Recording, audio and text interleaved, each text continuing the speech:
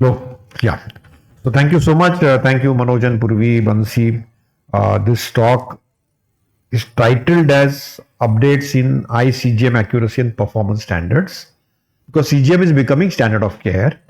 I hope what you listen, you learn. What you learn, you will adapt. This talk has a duality and conflict in diabetes care, which makes Libre uh, FSL 2.5, which is just launched in India. And this is also dedicated to people living with diabetes because I have many family members who live with type 1 diabetes. So clearly recognize that A1C matrix moved beyond just simple glucose parameters to a CGM matrix, and it's here to stay. And clearly now we are looking at terms like time in range, time in tight range, and that's becoming a standard of care. So glycemic monitoring has evolved as a standard of care. And clearly in that space, we have a Libre platform for a digital health solution for a personalized diabetes care. And a lot of startups in the ecosystem of digital diabetes care have actually piggybacked on this entire Libre View, Libre Link Up, Libre Link for monitoring, insights, and connection in connected care. One thing is clear cut that sensor based glucose monitoring has better outcomes, better time in range, better quality of life, decrease hospital admissions, decrease hypoglycemia and glycemic variability, dropping of A1C, and decreasing work absenteeism. So it's a behavioral tool. It has evidence base which is overwhelming. We have it to be used and integrated it in our day-to-day care. But when we are looking at accuracy and performance standards, we recognize that the glucose meters were looking at capillaries, capillary glucose. And the CGM was looking at the interstitial fluid. So clearly the premise of this talk is that CGM improves glycemic control, reduces hypoglycemia risk compared to self-monitoring of blood glucose, but safety of your patients is paramount. And we have the innovation space, and these are all the innovators in that space, including companies like Eversense, which make it once in 6 months, once a year. We had the Medtronics of the world, the Roches of the world, and the Dexcoms of the world, and we have the Libre 2, which is available in India. Unfortunately, in India, we have only Libre, which has been there for some time, and Libre 2 Plus is which is just launched. And then we have this entire ecosystem coming from Asia of the genericization of these players. So that's why we need to have some standards. So these new players have entered the market, and that's where these standards are there. So just like when we buy a good, like a technology good, we have a CE mark, and that stands for Community European. It's a compulsory for most products which are approved in the European Economic Zone, and it has a manufacturer declaring safety standards. So high safety and health and protection environmental standards for performance criteria. So CE Mark Plus for CGM specific performance standards are necessary for any approval process. It's a process quality. Just like for pacemaker, we have an ISO standard with a CE mark, BGM for insulin pumps.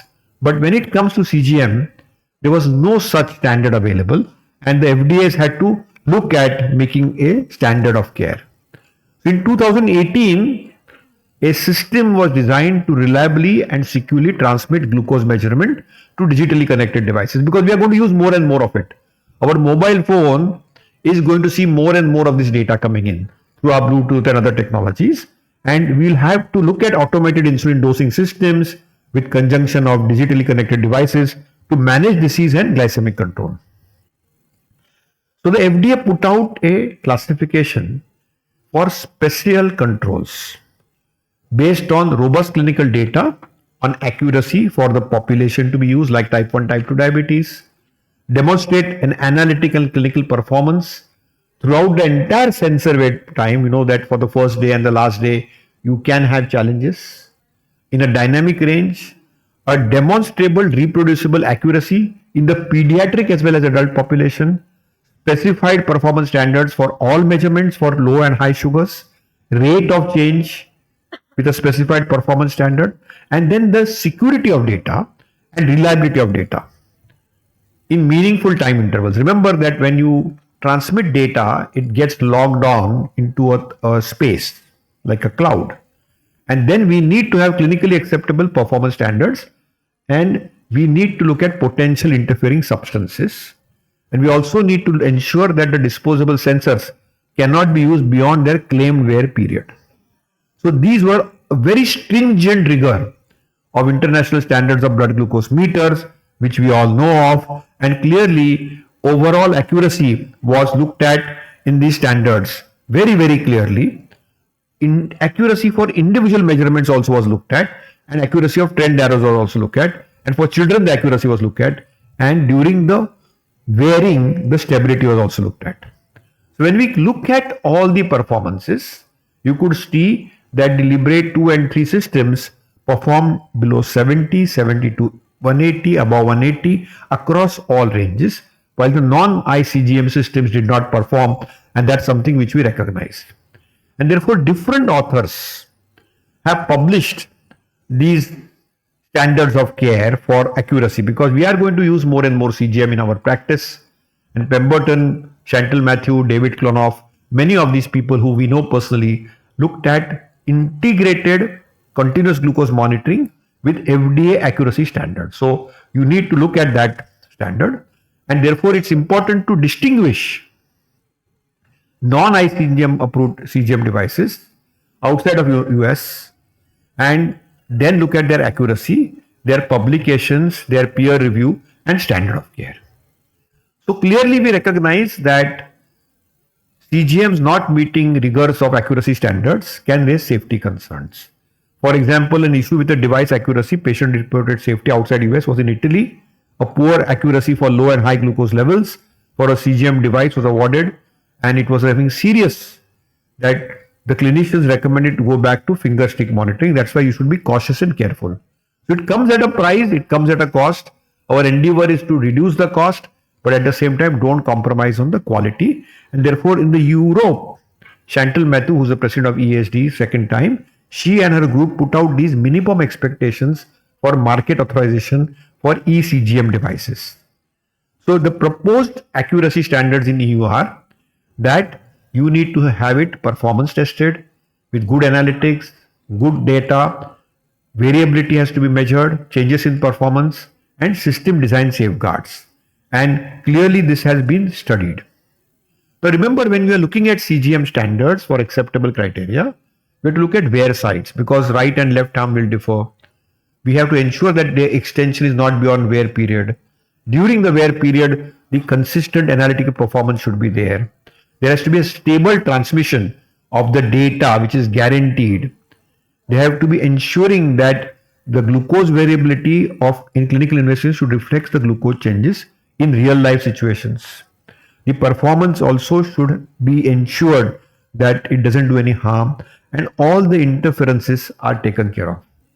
Also equally important is data privacy, cyber security, skin allergies, and full data disclosure. And when you look at all the CGM devices available and time in range when tested for type 1 population, type 2 populations, every CGM has a different standard. And the innovator standards are very different from the non-innovator standards. And that data is also in public domain now. If you go on the FDA website, you can see a lot of that, and many of that has been put out by a vigilant for people living with type 1 diabetes. So we now know that when we are looking at making clinical decisions based on digital health, which CGM is our connector, and therefore accuracy in the intended use population like type 1, type 2, adult, pediatric, pregnancy needs to be reproducible, accurate, precise, and have a very low coefficient of variation, and we need to ensure that it is robust. So my entire point of this talk and dialogue, which Manoj was very keen that I do, was to tell you that CGM is here to stay. And it is changing the way we treat people living with prediabetes, with diabetes, with 1, 2, as well as gestational diabetes, as well as people with complications. And therefore, it's very, very important that we look at clinical outcomes and look at patient safety. And not all CGMs are created equal. US FDA is very mindful of it. that they have got an integrated CGM which has the rigor from any regulatory authority, and Europe also has a consistent standard of safety, and we should be mindful of that.